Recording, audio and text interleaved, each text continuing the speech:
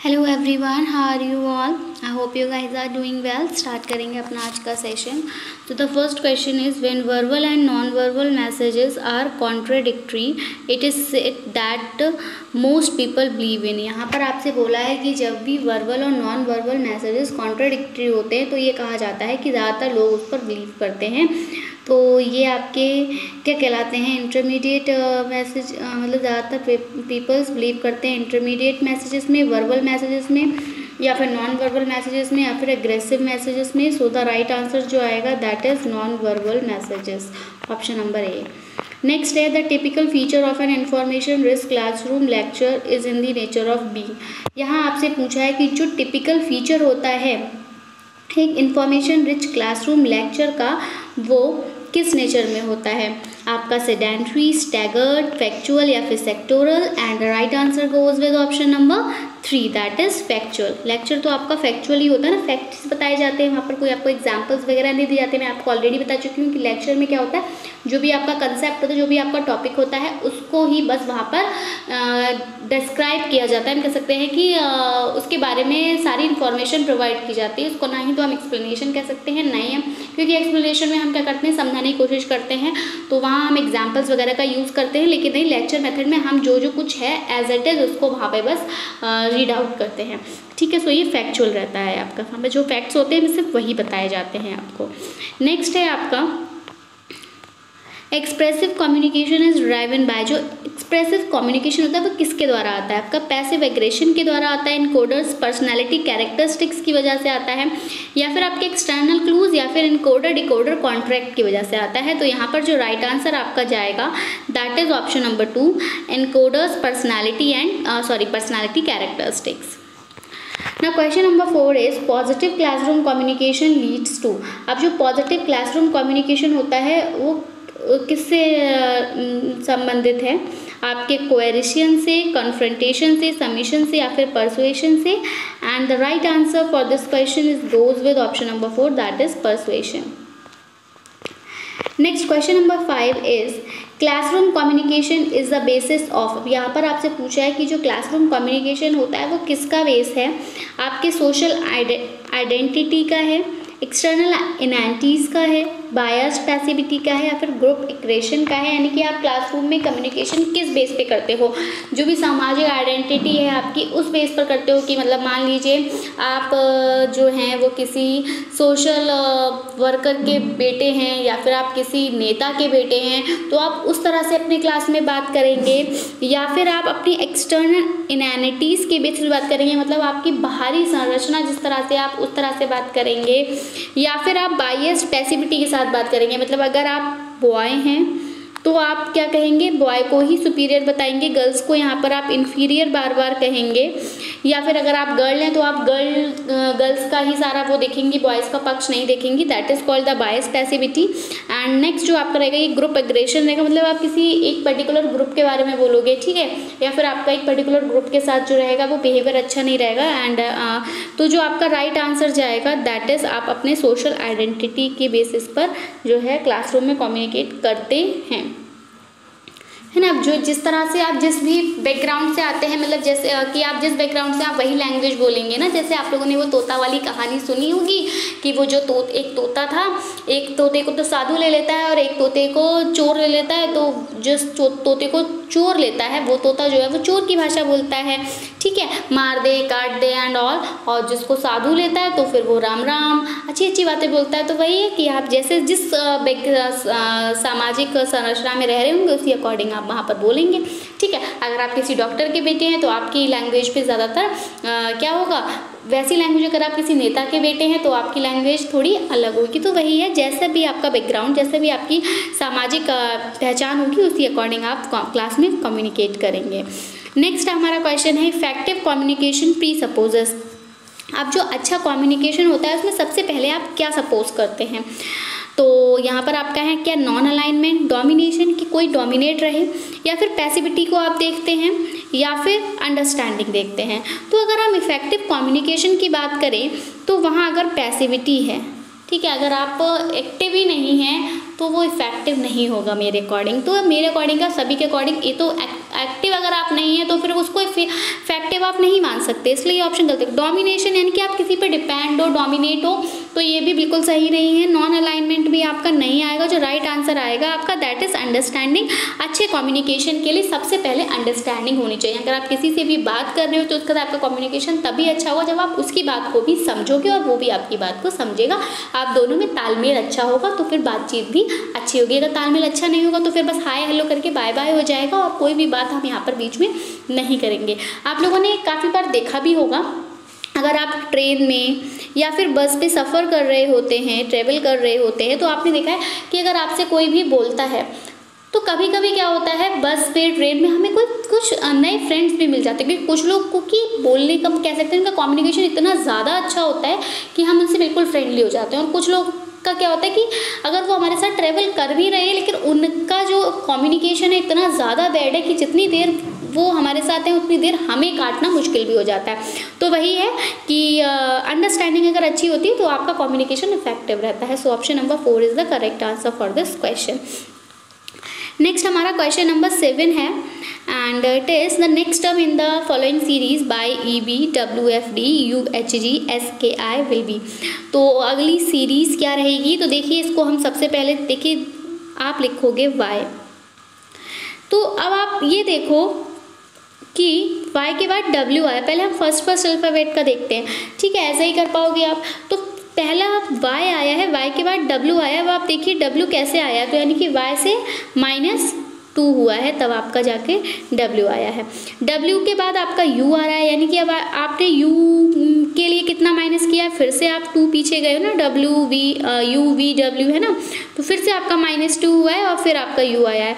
तो फिर आप क्या S देखोगे तो S भी आपका कैसे आया है, -2 हो गया है। तो आप खुद देख लीजिए यहाँ पर आपका माइनस होकर क्या आएगा, QRS है ना, तो Q आ जाएगा। तो आप याद रख लो पहला वर्ड जो रहेगा आपका Q रहेगा, यानी कि ये ऑप्शन और ये ऑप्शन कट हो जाएगा। अब इन दोनों में से आपका कोई एक ऑप्शन बनेगा। दूसरा वाला अब हम देख लेते हैं। ठीक है, E है आपका, तो E में आप कितना ऐड करोगे, जो F आ जाएगा। बिल्कुल आपको यहाँ पर 1 प्लस करना है। ठीक है, नेक्स्ट अब आप देखो F के बाद H आया है, यानी कि FGH, यानी कि आपने +2 किया है तब जाके H आया है। ठीक है, फिर H के बाद आपका यहाँ पर K है, यानी कि HIJ और K, यानी कि आपने यहाँ पर +3 किया है तो आपका K आया है। तो बिल्कुल क्लियर है। अब आप यहाँ पर क्या देख लीजिए, पैटर्न 1 2 3 हो रहा है, यानी कि अब आपको यहाँ पर +4 करना पड़ेगा। जब आप यहाँ पर +4 करेंगे क्या हो जाएगा, LMNO, यानी कि O। तो अब आप बिल्कुल समझ गए होंगे कि आपका option number 2 is the correct answer for this question.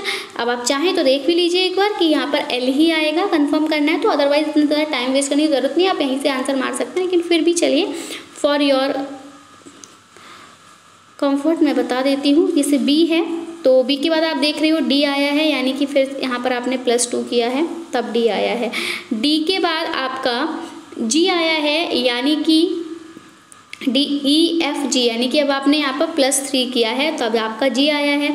अब आप देखेंगे G के बाद क्या आया है आपका I, यानी कि HI, यानी कि सिर्फ आपने फिर से +2 किया, तो यानी कि अब आपको फिर से +3 करना होगा। तो आप I के बाद आप +3 करोगे तो IGHI JK एंड L। तो देख लीजिए आपका आंसर आ गया correct, QOL। Next question number 8 is if A is coded as C। अगर आप A को C कहीं किसी लैंग्वेज में अगर A को C कहा जाता है, M को I कहा जाता है, N को P कहा जाता है, S को O कहा जाता है, I को A कहा जाता है, P को N कहा जाता है, E को M कहा जाता है, O को E कहा जाता है, C को S कहा जाता है, तो कोड कंपनी का क्या बनेगा। तो देखो सबसे पहले C है ना, तो C को तो यहाँ पर S मान रहे हैं, यानी कि S मान लेंगे। O को क्या माना जा रहा है, E माना जा रहा है। ठीक है, तो आप SE से देख लीजिए, तो यहाँ पर इसको भी इरेज कर देंगे हम, इसको भी इरेज, ये वाला ऑप्शन हमारा करेक्ट हो जाएगा। लेकिन हम फिर भी आगे देख लेते हैं। M को क्या मान रहे हैं, M को यहाँ पर हम लोग I मान रहे हैं। ठीक है, ऐसे कंफ्यूज मत होइएगा कि ई एज एम है तो एम की जगह हम ई लिख देंगे, नहीं, एम को क्या मान रहे हैं उस अकॉर्डिंग करना है, ठीक है। ऐसे ही फिर आपका पी देख लो, तो पी जो है वो एज एन आ रहा है, तो इस तरह से जब आप देखेंगे तो आपका यही ऑप्शन करेक्ट हो जाएगा, ऑप्शन नंबर 4। आई होप आपको आंसर क्लियर हुआ होगा। आगे बढ़ेंगे, देखेंगे अपने सेशन का next question, and it is among the following identify the continuous type of data. इनमें से आपको कंटिन्यूअस डेटा को सिलेक्ट करना है। तो number of languages a person speak, number of children in a house hold, population of cities, weight of student in a class. तो इन चारों में से कंटिन्यूअस डेटा कौन सा है आपका? बिल्कुल none other than weight of students in a class, ये जो है आपका कंटिन्यूअस डेटा है। बाकी नंबर ऑफ लैंग्वेजेस आपकी कोई भी हो सकती हैं, number of children house hold में, ये भी आपका कंटिन्यूअस में नहीं आएगा। So option number 4 is the right answer for this question. आगे बढ़ेंगे, देखेंगे सेशन का next question, that is question number 10। यहाँ पर देखिए ये क्वेश्चन थोड़ा सा कैलकुलेशन बेस्ड है, बट इतनी ज़्यादा हार्ड कैलकुलेशन नहीं है। देखिए, Ali buys a glass, Ali ने क्या लिया है? एक ग्लास खरीदा है, एक पेंसिल बॉक्स खरीदा है, एक कप खरीदा है, और उसने ये तीनों चीज़ें खरीद के कितने रुपए पे किए हैं? 21, और उसने सब कुछ एक एक खरीदा है, ठीक है। नेक्स्ट अगर हम राकेश की बात करें तो उन्होंने एक कप खरीदा है, ठीक है, 2 पेंसिल बॉक्स खरीदे हैं और एक ग्लास खरीदा है, और फिर इन्होंने कितना पे किया है? 28 रुपीज़। ऐसे ही प्रीति की अगर हम बात करें तो इन्होंने 2 ग्लासेस लिए हैं, एक कप लिया है, 2 पेंसिल बॉक्स लिए हैं, और फिर इन्होंने 35 रुपीज़ पे किए हैं। तो अब आप ये बता दो कि 10 कप की जो है वो क्या रहेगी कॉस्ट, ठीक है। इन्होंने एक कप जिस कॉस्ट में लिया, आप कैसे हम निकालेंगे? तो देखिए, सबसे पहले मैंने ये सब कुछ ये तो बताया हुआ था हमें। अब हम क्या करते हैं, मान लेते हैं कि एक ग्लास का जो प्राइस जाएगा वो हमारा x है, एक पेंसिल बॉक्स का जो प्राइस जाएगा वो हमारा y है, और एक कप का प्राइस हम मान लेते हैं z है, ठीक है। ये हमने सपोज किया। अब हम देखते हैं कि अली ने क्या करा था। तो देखो, अली ने एक आपका ग्लास खरीदा था, एक पेंसिल बॉक्स खरीदा था, और एक ही कप खरीदा था। तो ये हो जाएगा x + y + z और इज इक्वल्स टू 21। इसको हम इक्वेशन 1 मान लेंगे, नोट कर लीजिएगा। दूसरा अगर हम बात करें राकेश की, तो राकेश ने आपका एक ग्लास खरीदा था, 2 पेंसिल बॉक्स खरीदे थे यानी कि 2y हो जाएगा, और एक कप खरीदा था यानी कि z, ये आपका आ जाएगा 28। इसको हम इक्वेशन 2 मान लेते हैं। मैं इसको डिलीट करती हूँ। अब हम प्रीति का देख लेते हैं। तो प्रीति ने क्या करी थे, आपके 2 ग्लास लिए थे, 2 पेंसिल बॉक्स लिए थे, और एक कप लिया था, ठीक है। तो यहाँ पर ये हो जाती है आपकी इक्वेशन 3, ठीक है। अब हमें क्या करना है कि जो इक्वेशन 1 थी हमारी, उसको हमें 2 से मल्टीप्लाई कर देना है। यानी कि जब आप x + y + z is equals to 21, इसको जब आप 2 से मल्टीप्लाई करोगे तो ये आपका 2x हो जाएगा, ये आपका 2y हो जाएगा, ये आपका 2z हो जाएगा। इसको जब आप 2 से मल्टीप्लाई करोगे तो ये आपका 42 हो जाएगा। इस इक्वेशन को हमने 4 नाम दे दिया। अब आपको इस वाली इक्वेशन में से इक्वेशन 3 को माइनस कर देना है। तो जब आप इक्वेशन 3 को माइनस करोगे यानी कि 2x 2y और प्लस z, ठीक है, और इज इक्वल्स टू 35। तो जब आप इसको माइनस करोगे तो आपका जो z इज इक्वल्स टू है वो कितना निकल के आएगा? तो z इज इक्वल्स टू हमारा यहाँ पर आएगा 7, और 10 कप्स की अगर हमें वैल्यू बतानी है तो ये हो जाएंगे आपके 10z, तो 10 × 7 यानी कि 70। आई होप आपको आंसर क्लियर हुआ होगा।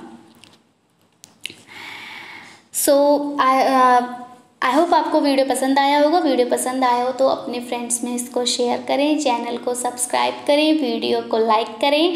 That's it from my side. I will be coming back with some new important questions. Till then take care and bye bye. Thanks for watching. Thanks, have a nice day. ये questions आपके exam के लिए बहुत ही ज़्यादा beneficial है। अगर आपने ये क्वेश्चंस देख लिए then you damn sure that आप अपना UGC net exam paper 1 crack करेंगे। So that's all. Thank you.